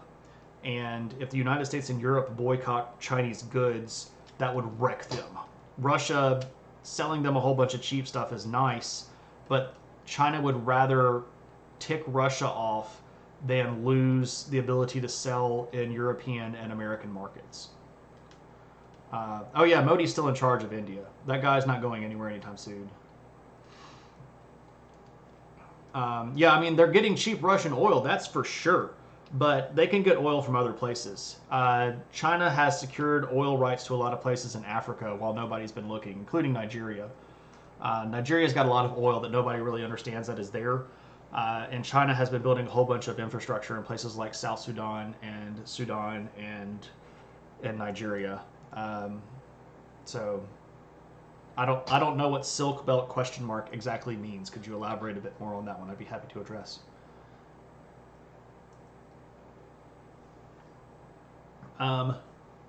That being said, while I wait for China's policy in Africa, yeah, pretty much. UPS, FedEx, DHL, Apple, etc. How many countries could invade Russia before World War III? I don't know. It's like that's asking me to think like Putin. That's kind of hard. It makes sense, and I've heard that before. Now that you mentioned it, but that didn't click in my head for some reason. Ecuador already sold a lot of our natural mineral rights to China for years to come. Yeah. The same thing is true for, unfortunately, a lot of Venezuela. Venezuela has one of the largest untapped oil reserves in the world. I don't think people actually know that. Yeah, so. Okay, so this is a bit of an announcement that I didn't mention at the beginning because I wanted to wait until we got some people in the room. I know a lot of people have a lot of questions about what's going on in the Ukraine, and they don't really understand where a lot of this stuff came from. So I am going to try, and I don't know if this is 100% going to happen because I am incredibly busy. This is registration at work, and it's just been like ridiculously busy for me. I'm going to try on Sunday to have a special History of Ukraine stream that lays out the history of the relationship between the Ukraine and Russia, to try to get actual information out there and try to combat some of the misinformation that's flying around. I hope that that's going to happen on Sunday. If it does, it'll probably be fairly early in the afternoon for me. I'm in Central Standard Time, and I think it'll probably be like maybe 1300 or 1400 Central Standard Time. I don't have it prepared yet. That's something that is going to end up being a fairly long stream. So it's going to take a lot of preparation. I would like to do it.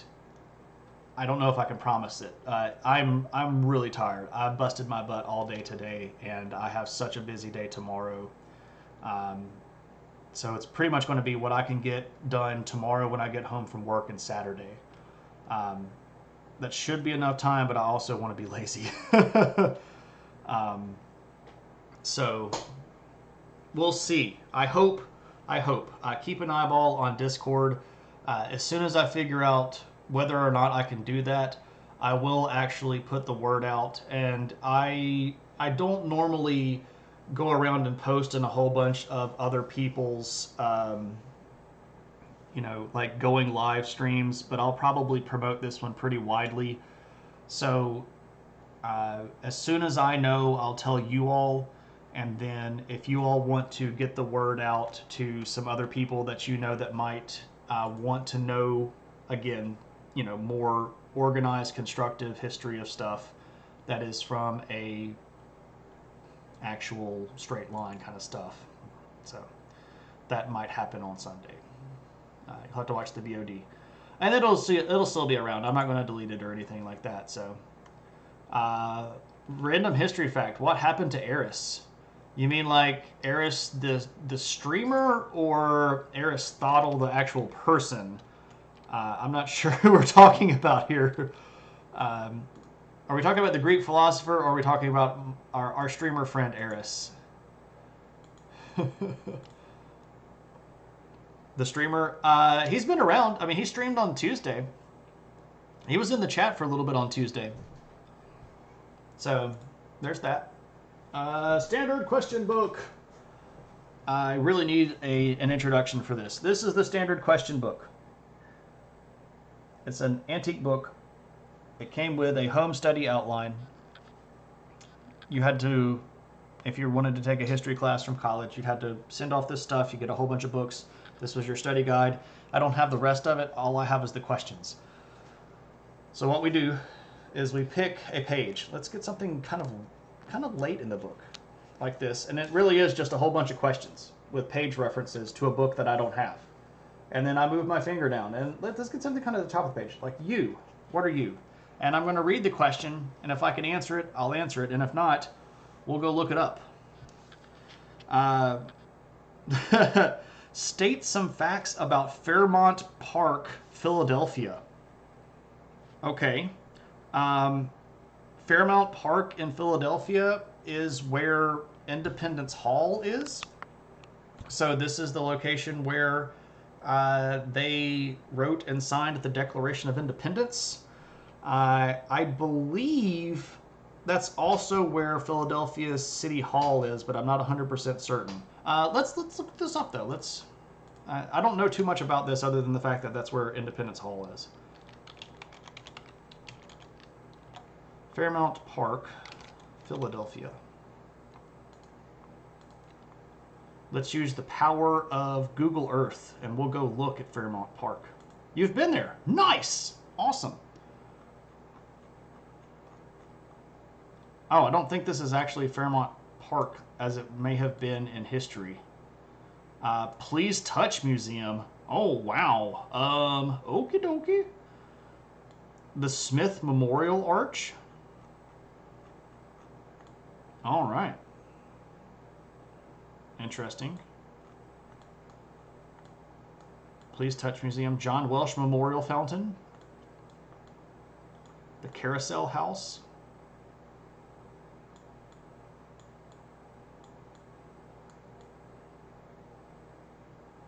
So where's Independence Hall? Am I just going completely out of my mind?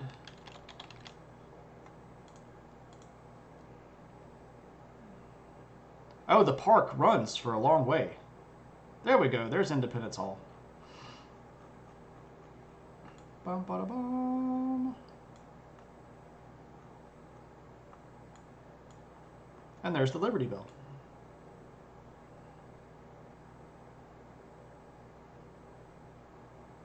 And the Liberty Bell Center. I've never been around Philadelphia. I have been to the Philadelphia airport, but I have never been there. Enhance. Right? So there we go. There's a standard question book. Looked a little bit around. That'll be cool. Apparently the Declaration of Independence has some very strong ties to your part of the world, but you have no idea if they're accurate. There were some copies that got sent to England, and I don't know if maybe one of the copies got stuck in Ireland somewhere. That's possible. There's a roundabout. It must be a good place. This got too close to home. Quite literally, right? If I ever get up to Philadelphia, I'll have to try to see if I can get over there to see a moose. All right, ladies and gents, I am very, very tired, and while I would love to hang around and talk more, I'm actually pretty beat. So I think I'm going to go ahead and call an end to to the Steph tonight. We'll see if we can find somebody to raid. Let's see who's live. Me. Cooking.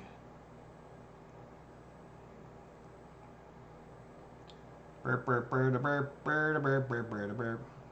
No. No.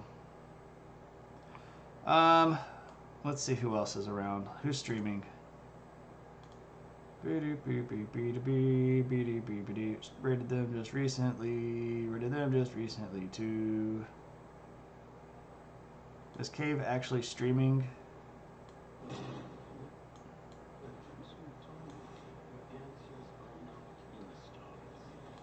Oh, I know. We haven't. Man, I am going downhill real fast right now. Yeah, IRI is up. IRI's chat gets really crazy, and he does as much as he can to try to take care of it, but I never feel like I'm getting a word in edgewise.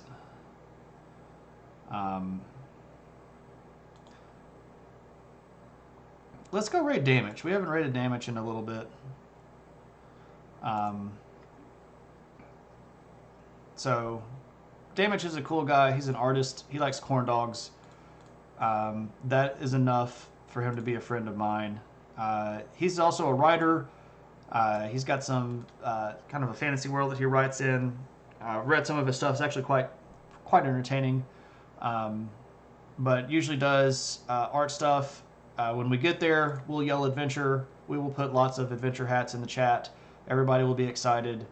I'm probably not going to stay around very long. I'm going to get up and either drink coffee and try to stay up to when I would normally go to sleep, or just collapse, one of the two.